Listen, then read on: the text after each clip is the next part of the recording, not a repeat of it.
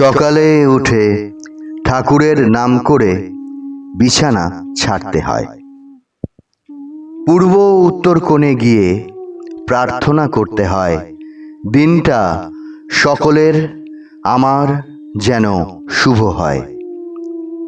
দিনের কাজ শুরুর আগে কালী, হরি, শিবের নাম করে নিয়ে কাজ শুরু করতে হয়।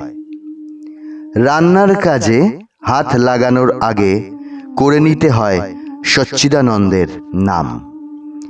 চালের পাত্রে হাত দেওয়ার আগে বলতে হয়, জয় মা লক্ষ্মী, জয় মা অন্নপূর্ণা।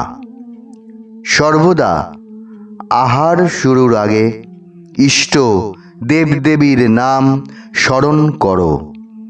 রোজ যত ছোটই হোক একটা মালা গেঁথে ভগবানকে দিলে মনের ইচ্ছা পূরণ হয়।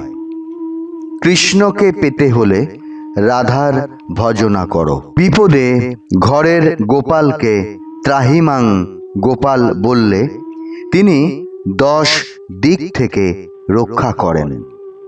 যুগ প্রয়োজনে তিনি বিষ্ণু, নারায়ণ, রাম, কৃষ্ণ, জগন্নাথ, চৈতন্য, রামকৃষ্ণ এই সব রূপেই আজও আছেন আমাদের হৃদয়ে রক্ষাকর্তা রূপে। শুভ কাজে বিষ্ণু স্মরণ করো। ভুল কর্ম হয়ে গেলে ঠিক ঠিক ফল পেতে দুবার নারায়ণের নাম উচ্চারণ করো। নারায়ণ নারায়ণ। কৃষ্ণ নাম উচ্চারণে প্রেম ভক্তি জাগে। গোবিন্দ নামে বিপদ কাটে। জীবন যুদ্ধের কৌশল সারথি শ্রীকৃষ্ণ হলেন বন্ধু, আমাদের সখা। 3 বার শিব নামে শান্তিতে ঘুম হয়। বোম ভোলে নামে তিনি হৃদয়ে জেগে ওঠেন। হর হর শম্ভু শিব মহাদেব নামে দারিদ্র বিমোচন হয়। কালী নামে বিপদ উদ্ধার প্রাপ্তি। বিপদ তারিণী মা কালী।